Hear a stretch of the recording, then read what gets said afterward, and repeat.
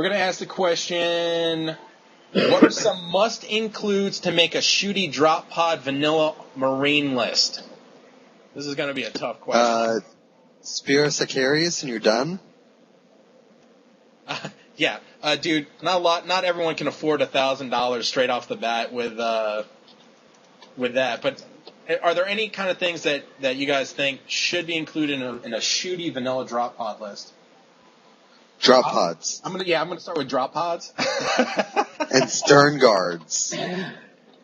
I don't even know that stern guard are necessary, but definitely drop pods, and definitely focus on your assault, because you got to play like you have a pair. Drop the drop pod right next to the people that you're planning on crushing with 12-inch weaponry. Melt a weapon, the bejeebus out of them, and make sure you're taking advantage of the shootiness of your army. Bootleg, you got any thoughts on that? No, I hate Space Marines, to be honest. Nice. I hate I'm just sorry. Okay, here's a good question from the Card Games channel. Do you think other races for 40K should have race-separated codices like the Blood Angels are for Space Marines, i.e., should there be a Samhan Eldar Codex? I got my answer. Bad time to be trying to add me, buddy. Sorry, go ahead. Actually, you know what? Let's go ahead and make this a real discussion question.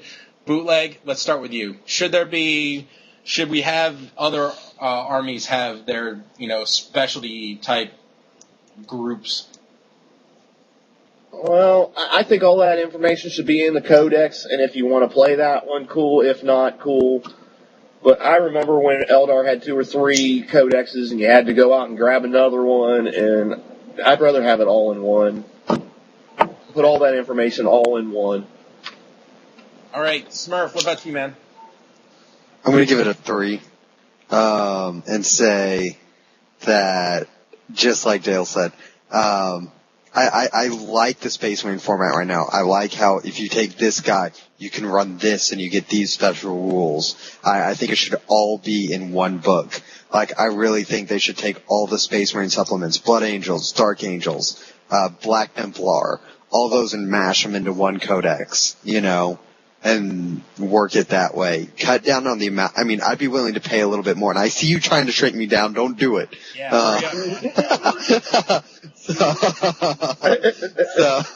So that's all I got. All right. Hey, I've got a... I'm actually going to go opposite Smurf on this one. We've been disagreeing a lot today. I actually kind of like the notion of breaking up some more of the armies. True, it'd be nice to have a more simplified army list. I don't quite understand why there are multiple Eldar types, but at the same time, the fact that you have all these groupings of different types of Eldar, and quite honestly, there's no real limitation to say if you're taking a Sam Han list, you can't easily take footed guys, right?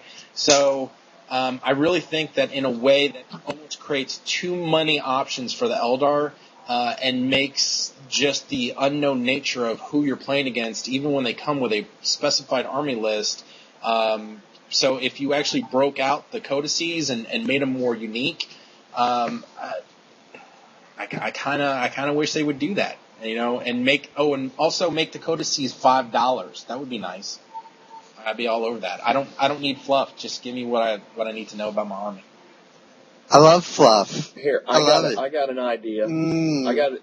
Since we're making dreams about the codices, how about when like a new edition comes out, you put some PDFs or you sell an update to all the codexes and put it out at the same time? We're all talking about the balances.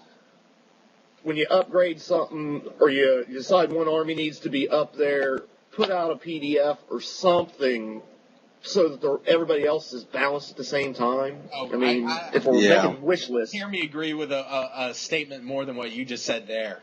Update them all. Seriously, that's what they did in editions 1, 2, and 3. Why can't we do this in future editions where when you buy the rule set, you get everything updated? Boom. Done. I got to give props to games like War Machine, where they're releasing their whole rule set on PDF for free. I'm finding it hard to believe that I'm paying GW to make a rule set that I think they're kind of messing up. So that's just my take on it. Now, what about this? What about if they sold on the online store PDF versions of the codexes at a discounted price? That's fine. That's fine. Just update them all at once.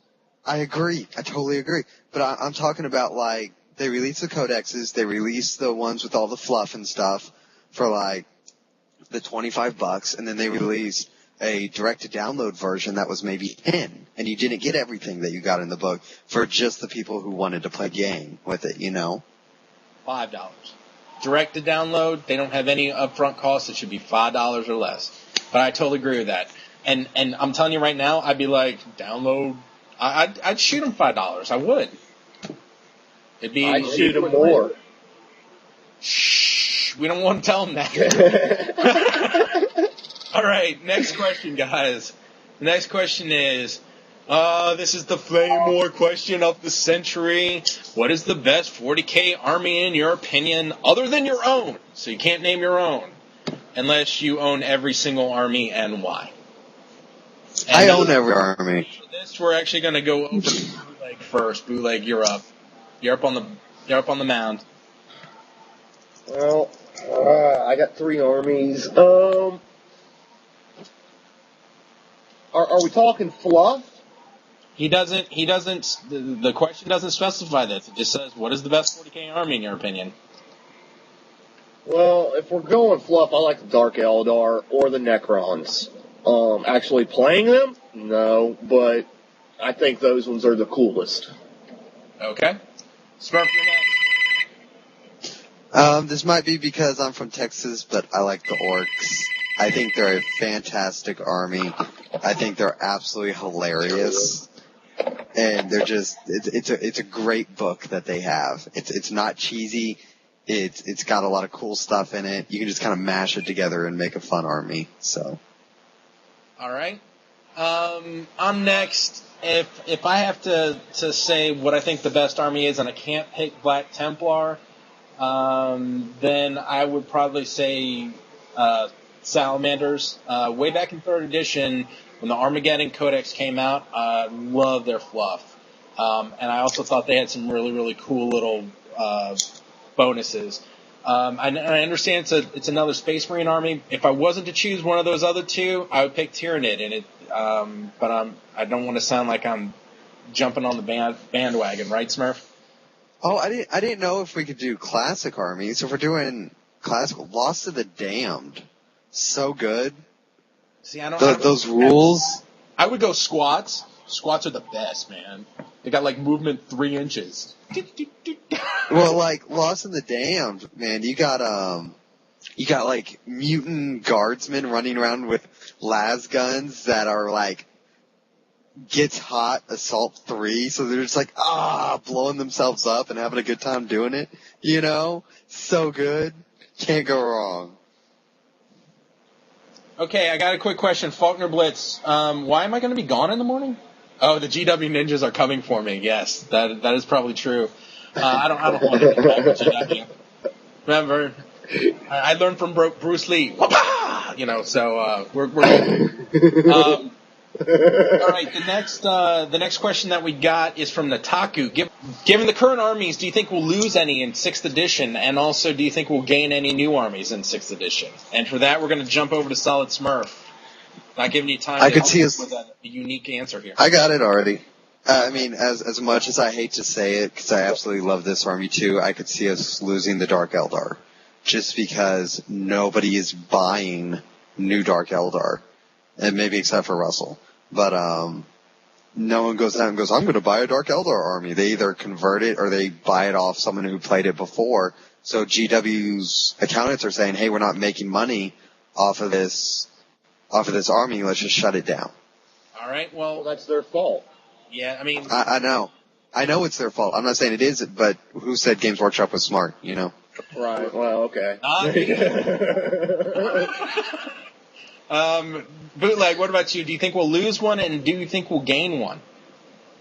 I see Dark Eldar going, and like I said, it's their fault. It's Necrons, they haven't been updated in how long? And there are people aren't going to buy it because it hasn't been, or if they do buy it, they don't stick with it for very long because they get bored, and everything else is, they're spending money on these other armies and leaving other armies to go, to rot. So it'd be nice to see something new. A new race came out of the warp or something, but I don't see it happening. They're having a hard enough time juggling what they've got. Right. Agreed.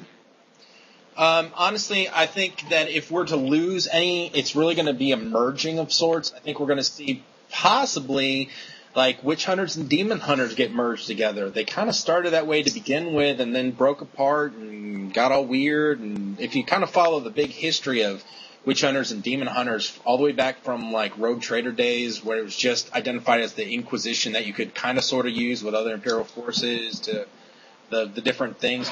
As far as a new army that could potentially come about, I wouldn't be surprised if we saw Ewoks. Discussion. If we saw what? Ewoks. Come on, man. Ewoks! I can't keep Dude, they throw rocks and sticks. I'm sorry. Somebody knocked at my door, so I had to put the thing down, and I just put my headphones on and hear you say a new army and Ewoks.